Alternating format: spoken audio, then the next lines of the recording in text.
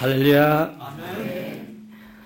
지금까지 우리 캄보디아 선교를 위해서 기도해 주시고 또 물질로 협력해 주셔서 감사를 드립니다. 우리가 주님께 받은 사명은 선교의 사명입니다. 땅끝까지 이르러 내 정인이 되라고 하셨습니다. 우리에게 맡겨진 이 선교의 사명을 잘 감당하는 것이 하나님의 기쁨이고 우리에게 큰 상급이 되는 것입니다. 한 영혼을 위해서 끊임없는 우리의 도전과 행진이 있어야 합니다. 그것이 바로 교회의 사명이고 우리의 사명입니다. 이 사명을 잘 감당하는 교회가 건강한 교회이고 하나님을 기쁘시게 하는 교회인 것입니다. 복음은 하나님의 구원의 진리가 선포되어지는 것을 의미하는데 어떤 곳에서는 복음이 넘쳐나고 어떤 곳에서는 복음이 없어 영적 기아 상태에 있는 것을 보게 됩니다. 이 캄보디아는 아시아의 최고 빈곤 국가이긴 하지만 절대 기아 상태에 있는 나라가 아닙니다. 그러나 영적 상태에 있어서는 캄보디아는 절대 기아 상태입니다. 그러다 보니 우상 숭배와 그리고 불교, 샤머니즘, 무당, 주술 닥치는 대로 받아들이는 것입니다. 바로 이런 상황에 대해서 로마서 10장 14절에 사도 바울은 그런즉 저희가 믿지 아니하는 일을 어찌 부르리요 듣지도 못한 일을 어찌 믿으리요 전파하는 자가 없이 어찌 들으리요. 바로 이러한 상황을 말씀하고 있는데 이 세상에 하나님의 놀라운 구원이 있다는 것을 들어보지도 못하고 이 세상을 떠나는 사람들이 많다는 것입니다. 그러면서 로마서 10장 15절에 바울은 보내심을 받지 아니하였으면 어찌 전파하리요 기록된 바 아름답도다 좋은 소식을 전하는 자들의 발이여. 바로 보내심을 받은 자에 대해 말하는 것입니다.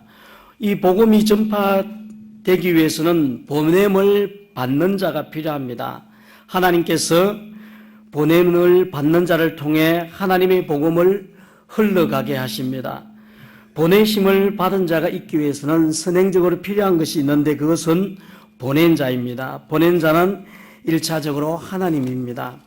그러나 직접 보낼 사람을 선택하고 보내고 그를 뒤에서 세워주는 사람은 교회인 것입니다. 사도 바울은 보냄을 받은 사람이었습니다. 그는 삶 전체를 통해서 구원의 부요함을 나타내었습니다. 안디옥 교회를 통해서 선교사로 보냄을 받았고 세상 곳곳에서 복음을 전파하는 일을 감당하였습니다. 저 역시 캄보디아 땅으로 보냄을 받았습니다. 사실 캄보디아 땅에서 사역할 때 늘 영적으로 승리하는 것만 아닙니다. 어떤 때는 영적으로 실패해서 절망스러울 때도 많이 있습니다. 제가 이제 캄보디아를 갔는 해가 벌써 21년째 됩니다. 2004년 10월 26일 날 가서 제가 이제 학사 사역을 시작하면서 이 아이들과 함께 15년을 같이 살아가고 있습니다. 이 학사에서 이 캄보디아 청소년들과 함께 살아가는데 가장 어려운 것이 문화 차이입니다. 15년을 같이 생활하지만 절대 바뀌지 않는 부분이 있습니다. 처음에 가보니까 인사를 잘 하지 않아요. 인사를 하는 걸 한 3년 동안 가르쳐서 사람이 지나면 인사해야 된다. 그냥 씩 보고 지나가고 그런 거 많았어요. 그래서 요즘은 인사를 잘 합니다. 그렇지만 또 변화되지 않는 것은 서로에 대한 관심이 없어요. 저희들은 새벽 5시에 새벽 예배를 드리는데 같이 자고 있는 아이가 새벽 예배 안 와도 깨우지도 않아요. 자기 혼자 와서 예배 드리고 그렇게 관심이 없어요. 그리고 또 저희들이 누구를 불러요. 이제 부르면 이제 많이 불러도 오지 않아요. 그래서 이 캄보디아는 자기 이름을 부르지 않으면 대답을 안 해요. 같이 있어도. 그러니까 이런 문화 차이가 아주 많이 있습니다. 그리고 여러 가지 가르쳐도 바뀌지 않는 그런 모습을 보면서 때로는 절망할 때도 많이 있습니다. 그때에도 제가 담대할 수 있는 것은 바로 저를 보내신 분과 보낸 교회가 있기 때문입니다. 하나님께서 저희 가정을 보내주셨다는 그 확신이 있기 때문에 인내할 수 있고 참을 수가 있다는 것입니다. 사랑하는 성도님 여러분, 우리에게 주어진 사명이 있습니다.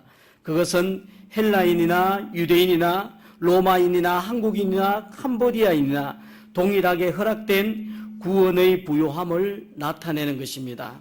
우리에게 허락된 구원의 부요함을 아직도 복음의 기아 상태에 있는 영혼들에게 나눠주는 사명을 감당해야 하는 것입니다. 이 일은 모두의 사명인데 보냄을 받은 저와 또한 보낸 후원교회들 모두에게 주어진 사명인 것입니다. 이 사명을 함께 아름답게 감당하길 원합니다. 그러할 때에 차별 없는 부요한 구원이 온 세상 가운데에 충만해지는 역사가 일어나게 되는 것입니다. 오늘 성경 본문의 말씀은 바울은 비두니아 지역을 품고 기도하며 선교 준비를 하였습니다. 그러나 비두니아는 초대교회 시대의 중요한 지역이었지만 바울의 2차 전도 여행 당시에 하나님께서 그곳으로 가는 것을 막으셨던 것입니다. 오늘 본문 말씀 보면 어떤 이유인지는 모르지만 예수의 영이 허락하지 않으셨다고 했습니다. 자신이 계획했던 선한 계획들이 무너졌을 때에 얼마나 많은 실망과 좌절을 했겠습니까? 그러나 바울은 그 환경 가운데 좌절하지 않고 주님의 뜻을 기다리며 기도했을 때에 환상 가운데 마케도냐인들이 여기 와서 우리를 도우라는 환상을 보고 하나님의 응답하심이라 믿고 마케도냐에 가서 놀라운 유럽 선교의 역사를 이루었습니다. 이는 하나님께서 그들을 마케도냐로 보내시기 위한 계획의 일부였던 것입니다. 사랑하는 성도님 여러분, 우리의 비두니아는 무엇입니까? 가정입니까? 자녀입니까? 그리고 장래입니까? 우리가 소망하며 고대했던 것이 무너졌을 때에 내 계획대로 되어지지 않았을 때에 절망하지 마시기 바랍니다. 하나님을 더 신뢰하며 믿음으로 나아가면 비두니아 뒤에 하나님의 선하신 응답하심과 인도하심이 있을 것입니다. 저는 처음 1997년도 5월 달에 처음 캄보디아를 방문했습니다. 제가 선교의 마음을 갖고 캄보디아를 간 것이 아니라 제가 알고 있는 선교사님 댁에 방문을 했습니다. 그래서 이 캄보디아 땅을 바라봤을 때 이런 나라도 있는가? 1997년도에 처음 캄보디아 갔을 때 그 집안에 보면 아무 집에 가구들도 없고 아이들 한 10명 정도 많이 아이들을 낳았어요. 그렇지만 방도 없고 그냥 그런 거치하는 그러한 집들이었어요. 그래서 제가 생각하기를 하나님 이러한 사람들이 어떤 희망이 있습니까? 이 사람들이 어떠한 무엇 때문에 살아갈까? 그런 생각을 하게 되었습니다. 그렇지만 이 캄보디아를 제가 선교사로 나가야 되겠다는 그러한 결단을 하지 않았습니다. 저는 이제 고향이 영덕입니다. 우리 시골교회에서 생활했기 때문에 누가 선교에 대한 마음을 심어준 사람도 없고 선교에 대한 아무런 그런 생각도 없이 캄보디아 땅을 갔는데 한 7년 동안 13번을 캄보디아에 갔어요. 하나님께서 계속 보내시고 가게 하셔서 13번째 제가 헌신을 했습니다. 그래서 2004년 10월 26일 날 제가 파송받아서 캄보디아로 가게 되었습니다. 제가 캄보디아 파송되어 가기 전 한 달 전에 제가 알고 있는 의사이신 장로님께서 목사님, 캄보디아는 아주 열악한 지역인데 캄보디아 가시기 전에 건강검진을 한번 하고 가시는 게 좋겠습니다. 그래서 제가 장로님 저는 건강한데 좀 괜찮을 것 같은데 그냥 가도 되겠습니다 하니까 장로님께서 벌써 병원에 예약을 다 해놓은 상태였어요. 그래서 제가 건강검진을 하게 되었습니다.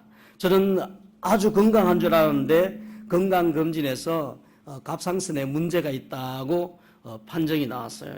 다른 큰 병원을 한번 가보십시오 해서 제가 2차 병원으로 또 가게 되었습니다. 그래서 2차 병원에 가서 제가 그 갑상선에 있는 문제가 되는 그 부분을 떼어내어서 원자력병원에 검사가 들어갔어요. 그래서 거기서 판정날 90% 갑상선 암이라고 판정을 내렸어요.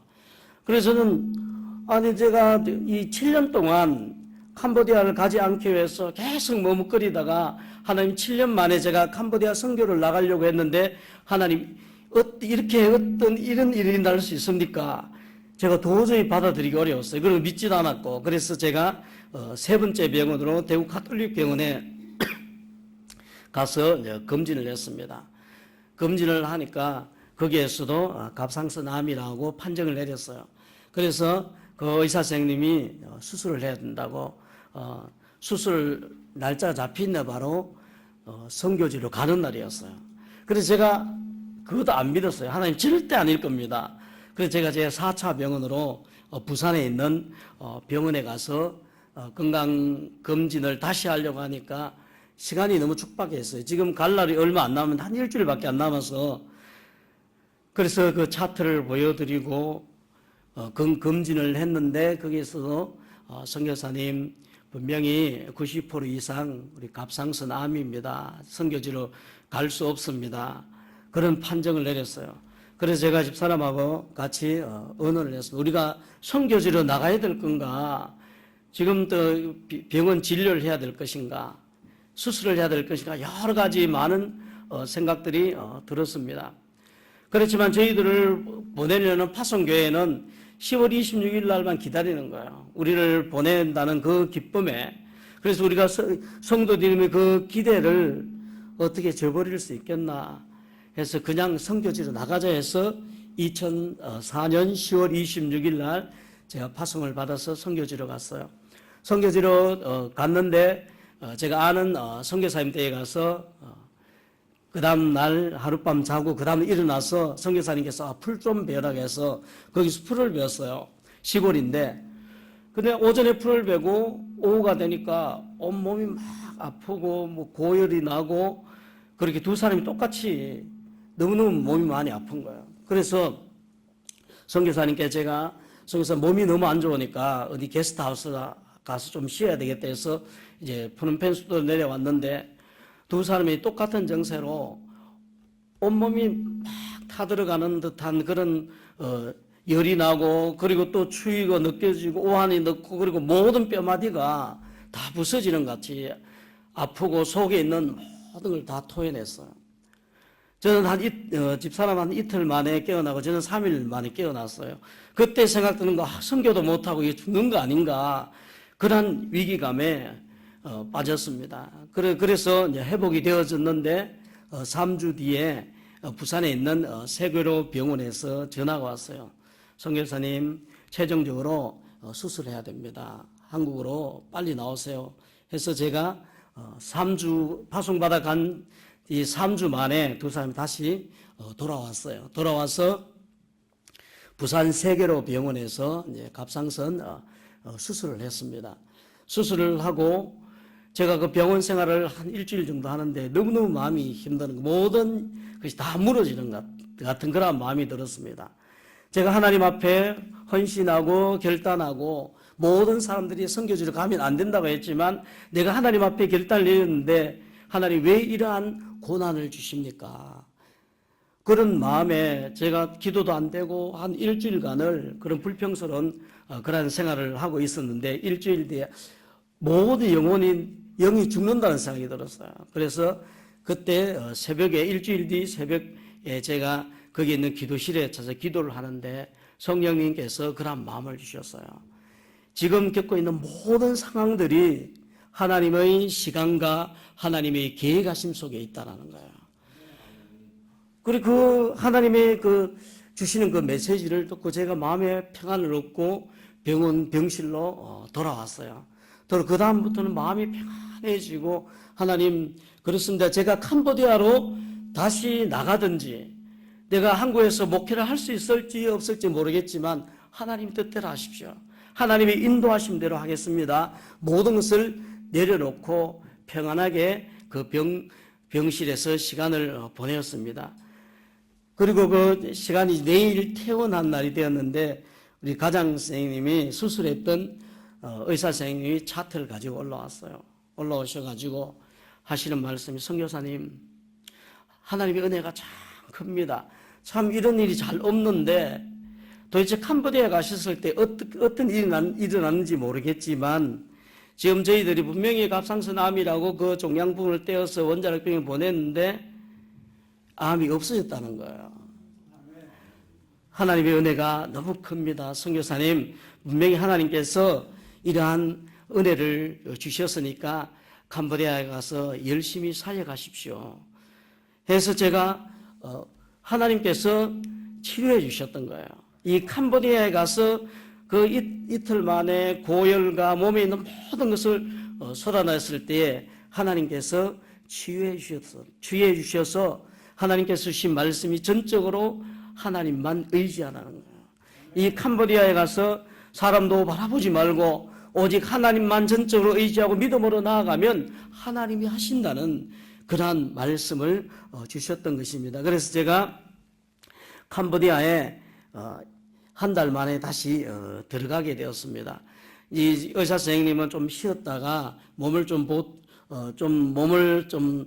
다져가지고 들어가라고 했지만 저희 파송교회에서 빨리 들어가서 사역해야 된다고 그렇게 해서 제가 한 달 지난 후에 가서 2005년 1월 15일부터 사역을 시작하게 되었습니다.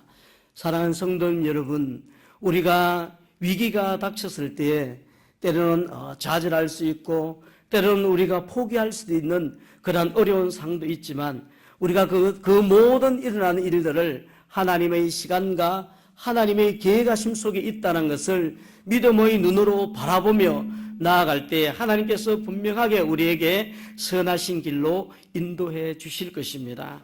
그래서 제가 그때부터 아직까지 이 갑상선 약 아무것도 안 먹어요. 하나님께서 치료해 주셔서 지금까지 사역을 잘 감당하고 있다는 것입니다. 캄보디아 오시게 되면 또 첫 번째로 가는 곳이 있는데 그것은 바로 두슬랭 박물관 킬링필드입니다. 이 캄보디아는 1975년부터 79년까지 이 캄보디아에서 폴포시라는 사람이 이 공산화하는 과정 속에서 200만 명을 학살합니다. 그래서 캄보디아에 그 학살할 때 이 캄보디아의 정치인이나 경제인이나 그 지식인들을 다 잡아 죽입니다. 그리고 부르조아 성향을 띠는 사람들, 얼굴이 하얗고 그리고 손이 예쁘고 그리고 귀고리한 사람, 안경 낀 사람, 뚱뚱한 사람을 다 잡아 죽였어요. 그래서 200만 명을 학살해버려서 캄보디아가 죽음의 땅으로 바뀝니다. 그 전까지는 이 캄보디아가 그래도 좀 괜찮은 나라였어요. 1960년대에는 우리 한국에서 살 지원을 받았다 하더라고요. 그렇지만 이 공산화하는 과정 속에서 200만이 학살되고 그리고 이 캄보디아 땅에는 죽음의 땅, 어둠의 땅으로 바뀌어져 버렸습니다.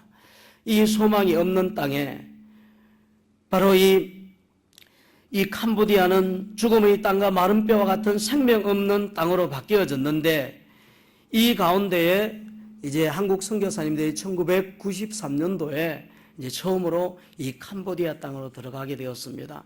그래서 지금까지 이제 32년 정도 되었습니다. 한국 선교사님이 사역하신 지 32년이 되었는데 이 캄보디아 땅이 복음이 들어가니까 경제적으로도 많이 발전되어졌어요. 지금 캄보디아에는 경제적으로도 아주 많이 발전되어져 있고 그리고 3,000여 개의 교회들이 생겨나게 되었던 것입니다. 절망의 땅, 죽음의 땅이지만 복음이 들어가니까 바로 예수 그리스도로 인하여서 이 캄보디아 땅이 회복되어졌다는 것입니다. 바로 이러한 우리들에게도 이러한 믿음의 요소가 필요합니다. 우리가 예수님이 오시기만 하면 예수님의 겉옷을 잡기만 하면 다시 살아나고 치유될 수 있다라는 이 믿음이 필요하다는 것입니다. 우리의 모든 문제 가운데 문제의 해결책은 예수 그리스도밖에 없습니다. 바로 이 믿음이 우리에게 필요합니다. 사랑하는 성도 여러분, 우리가 이 세상을 살아가면서 우리가 만나는 여러 가지 문제들을 어떻게 해결해야 합니까? 나의 힘으로는 도저히 해결할 수 없어 어쩔 줄을 몰라 그저 그 자리에 앉고 싶어하는 그때에 우리에게 필요한 것은 무엇입니까? 바로 야이로가 가졌던 시비에 혈유증을 앓았던 여인이 가졌던 그 믿음이 우리에게 필요하다는 것입니다. 주님이 이 문제 가운데 계시기만 하면 그 문제가 해결될 수 있을 것이라는 믿음이 필요합니다. 바로 제가 캄보디아 선교사로서 우리 성도님들에게 부탁하는 것은 바로 이것입니다. 우리가 예전에 가졌던 이러한 믿음을 가져달라는 것입니다. 하나님께서 캄보디아 땅을 만지기만 하면 캄보디아 땅이 치유되고 생명을 얻게 될 것이라는 믿음이 필요하다는 것입니다. 바울 사도가 비두니아의 꿈이 무너졌을 때에 하나님의 뜻을 구하며 기도하는 가운데 환상 중에 마케도냐인들이 건너와서 우리를 도우라는 환상을 보았을 때에 하나님의 응답임을 알고 마케도냐로 갔을 때에 선교의 놀라운 역사가 일어났습니다. 그럼 우리는 이 선교지를 위해서 어떻게 도와야 될까요? 제일 중요한 것은 바로 중보기도입니다. 여러분, 이 캄보디아 땅이나 열방을 향해서 날마다 기도할 때에 하나님께서는 그 땅을 변화시켜 주신다는 것입니다. 제가 2020년에 우리 코로나 때에 이제 그때는 우리 만약 외국 갔다 오면 2주간을 호텔에서 격리를 했어요. 그래서 제가 이제 50견이 와서 팔이 너무 아파서 한국에 와서 50견도 치료하고 해서 이제 캄보디아로 다시 들어갔는데 호텔에서 2주간을 격리를 했습니다. 그때 당시는 감옥과도 같았어요. 왜냐하면 중국인들이 이 호텔에 격리를 하다가 창문을 다 뜯고 도망을 갔어요. 그 다음부터 이 호텔에서 창문도 다 잠가놨어요. 그래서 이제 식사할 시간만 되면 밥만 넣어주고 문을 또 잠가요. 그런데 한 3일 정도 제가 지나니까 마음에 막 심장이 두근거리고 온몸에 또 막 힘이 없어지고 하더라고요. 그 날씨도 더운데 뜨거운 물에 샤워를 했는데 한기가 느껴지고 그래서 막 너무 답답하고 그렇더라고요. 그래서 제가 우리 파송교회 목사님께 전화를 해서 목사님 지금 이 상태가 이런데 정말 너무 불안합니다. 그러니까 목사님께서 기도하라고 우리가 중보 기도를 하겠다고 그래 대적 기도를 하고 그렇게 하라고 해서 제가 14일간을 기도하면서 성경을 계속 한 권을 다 그 안에서 읽고 그렇게 격리 생활을 지나면서 이제 격리를 마치는 날 호텔에서 나왔는데 햇볕을 보는 순간 제가 힘이 없어요. 걷기가 어렵더라고요. 그런데 식당에 갔는데 식사도 못 하겠어요. 그래서 집으로 딱 돌아왔는데 그때부터 아무 생각이 없어요. 생각이 없고 그리고 몸에 힘이 다 빠져버리는 거예요. 잘 걸을 수도 없고 그리고 계속적으로 이 눈물이 나고 막 그렇더라고요. 몸에 변화가 있나요? 살이 한 13kg까지 빠져버리더라고요. 그래서 이 한국으로 다시 나갈 수도 없고 캄보디아에는 특별한 그런 병원도 없고 그래 있는데 제가 하나님 어떻게 해야 됩니까? 그래서 그때는 또 밖으로 나갈 수도 없어요. 우리 저 센터에 다 문을 잠그고 그리고 또 다 통제하던 그런 상황이었기 때문에 아주 어려운 시기였어요. 그 교회 안에서 예배도 못 드리고 하는데 제 집사람하고 새벽에 저희들만 교회 본당에 올라가서 기도를 했습니다. 기도를 하면서 하나님 지금 상황이 이렇는데 하나님 몸이 또 이런데 하나님 이 건강의 문제를 해결해 주세요 하며 기도를 하면서 3일간을 하나님 앞에 지난 모든 시간들 하나님 생각나게 하시더라고요. 내가 하나님 앞에 잘못한 거 모든 것 다 쏟아놓고 하나님 앞에 기도를 했습니다. 기도를 하는 가운데 그렇지 마음에는 힘이 더 건강은 똑같은 거예요. 아무런 변화 없이. 그러다 한 3일 뒤에 한국에서 전화가 왔어요. 어떤 권사님이 계속 저희들 위해서 중보 기도하는 그 권사님이 계신데 그 권사님께 전화 와서 성교사님 무슨 일이 있습니까?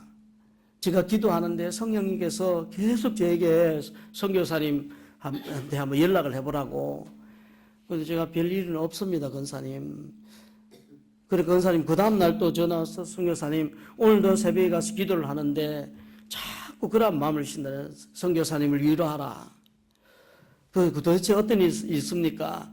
그 권사님, 제가 지금 몸이 조금 안 좋은 것 같다고. 그렇게 하니까 이 권사님이 계속적으로 집중적으로 중보 기도를 해 주시더라고요.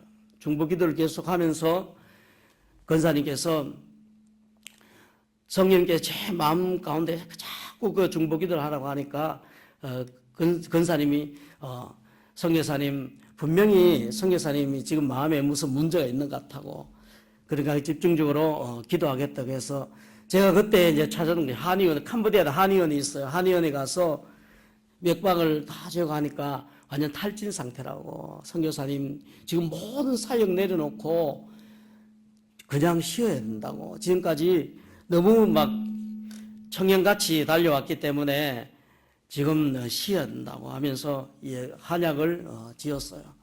그래서 이제 권사님께서 또 연락이 왔는데, 선교사님 분명히 지금 선교사님 필요한 걸 위해서 사시라고 지금 제가 보내겠다고 해서 제가 한 석 달 동안 몸을 보강하고 해서 모든 건강이 또 회복되어지더라고요. 그래서 제가 다시 한번 느낀 것이 바로 이 중보 기도가 참 중요하다는 거예요. 우리 한국 땅에서 이 선교지를 위해서 또 선교사를 위해서 날마다 생마다 중보 기도할 때 하나님께서 그 어려운 상황들을 또 피할 길을 주시고 또 약해진 건강을 회복해 주신다는 것을 또 느끼게 되었던 것입니다. 그러면 날마다 우리가 이 선교지를 위해서 중보 기도할 때 여러분의 기도를 통하여서 그 땅에 하루속히 주님의 나라로 바뀌어진다는 것입니다. 사랑하는 성도 여러분, 오늘도 하나님은 우리를 열방으로 나아가라고 부르십니다. 건너와서 우리를 도우라는 그 음성에 민감히 반응하시기 바랍니다. 우리의 중보 기도와 우리의 작은 섬김들이 캄보디아 땅을 그리고 열방을 변화시킬 수 있습니다. 열방이 많은 사람들이 우리를 통해 주께로 돌아온 역사가 일어나게 될 것입니다. 이 믿음을 가지고 캄보디아 민족을 위해서 기도해 주시기 바랍니다. 그럴 때 여러분의 발걸음을 통해 하나님의 놀라운 일들을 행하실 것입니다. 사랑하는 성도님 여러분, 하나님이 하실 수 있다라는 믿음을 통해 하나님의 기적을 경험하는 저와 여러분의 삶이 되기를 주님의 이름으로 축원합니다. 오늘도 건너와서 우리를 도우라는 말씀에 순종하며 날마다 한 영혼 한 영혼을 위해서 중보하며 나아갈 때에 분명히 열방이 주께로 돌아오는 그러한 놀라운 은혜의 역사가 우리를 통해서 일어나게 될 것입니다. 기도하겠습니다. 모든 열방이 주께로 돌아오기를 간절히 원하시는 하나님 아버지, 은혜와 사랑에 감사함을 드립니다. 부족한 저희들을 선택하셔서 보내는 자와 보냄을 받은 자로서 열방을 향해 나아가게 하심을 감사드립니다. 지금까지 하나님의 은혜 가운데 모든 사역들을 잘 감당케 하시고 후원교회와 함께 캄보디아 선교를 위해 힘쓸 수 있게 하심 또한 감사를 드립니다. 하나님 아버지, 캄보디아 땅을 긍휼히 여겨주셔서 캄보디아 땅이 하루속히 주님이 다스리는 나라가 되게 하여 주시옵소서. 우리 또한 교회의 사명을 잘 감당하여 하나님의 나라를 위해 전심전력 다하는 교회와 가정 되게 하여 주시옵소서. 건너와서 우리를 도우라는 성령님의 부르심에 순종하여 영혼 구원에 전심전력 다하여 하나님의 마음을 시원케 해드리는 주님의 백성 되게 하여 주시옵소서. 성나제 일교를 통하여 열방이 주께로 돌아오는 선교의 사명을 잘 감당하도록 교회와 각 가정들의 복의 복을 더하여 주시옵소서. 사랑하는 주님, 우리나라가 정치적으로 경제적으로 사회적으로 아주 어려운 상황 가운데 있습니다.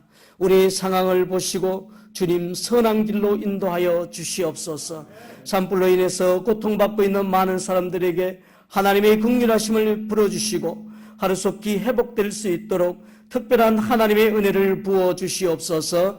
갈라져 있는 민심이 하나 되게 하시고 경제가 회복되게 하시고 복음으로 통일 한국을 이루게 하여 주시옵소서. 사랑의 주님, 주님 오심을 준비하며 주님 오시는 그날까지 열방을 향해 나아가게 하여 주시옵소서. 예수님의 이름으로 기도드립니다. 아멘.